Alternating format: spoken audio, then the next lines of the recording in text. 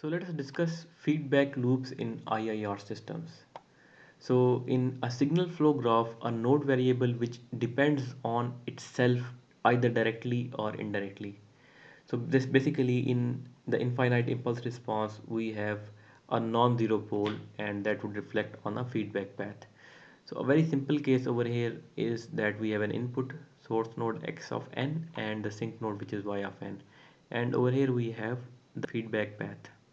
So from here we can write the difference equation, that is y of n is equal to a times y of n minus 1 plus x of n, and from this we can write the transfer function which is h of z, and that is if you take this to the left side, so we would have 1 over 1 minus a z inverse. Now taking the inverse z transform of this would yield h of n, and this is simply a to the power n u of n. Now for such feedback systems, so the value of a would determine whether y of n is decreasing or increasing. Specifically, if the value of a is less than 1, then y of n is decreasing. Otherwise, if the value of a is greater than 1, then y of n is increasing. However, do note that not all feedback systems are IIR. So for that, let us take one more example. And in that example, again, we have an input x of n and a y of n. This is a type 2 form. On the left side, we have a pole, and that represents the feedback. Whereas on the right side, we have zeros, which represent the feed forward.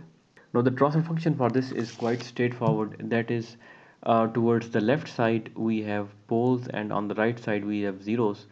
So these poles are represented on denominator part, and that is we simply have 1 minus a z inverse, whereas the coefficient b naught is simply 1, which is expressed over here. b1, there is no feed forward, so that is 0, and lastly b2 is simply minus a to the power 2, which is expressed over here, that to the power minus 2. Now expanding this, we would have 1 minus a z to the power minus 1 and 1 plus a z to the power minus 1. So we would have a pole 0 cancellation over here, so this would cancel with this term. So eventually we would have 1 plus a z inverse. So now this has in a way become a feed forward system, and that is more like a finite impulse response system rather than an infinite impulse response system, even though we had a feedback. Now let us move towards some non-computable systems, and for that let us take an example of a system in which we have a feedback, that is this feedback A, but there is no storage element or no delay over here. So if there's no delay, we run into some problems, and that is if we write the difference equation. So that difference equation is simply y of n, which is equal to a times, again this because of this feedback, y of n plus x of n. So this is a non-computable form, and we cannot extract out this y of n at the output. So we may write an expression by taking these terms to the left side, so that is x of n over 1 minus a. But this is not going to give you a recursive relationship, but this is really rather than a constant value. So hence we cannot solve such expressions of the node variables. So a solution for that is we must manipulate the signal flow graphs to create a delay based SFGs.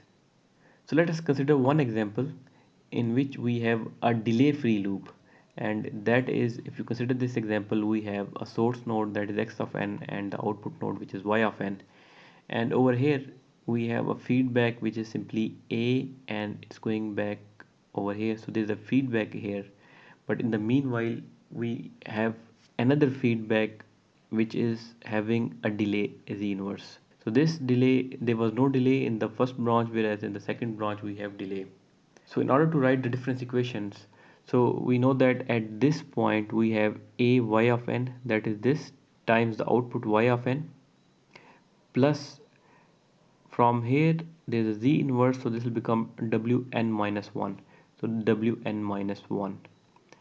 So the output is simply a by of n plus bwn minus 1 plus, so there is another path over here, that is abw of n, that is abw of n plus x of n.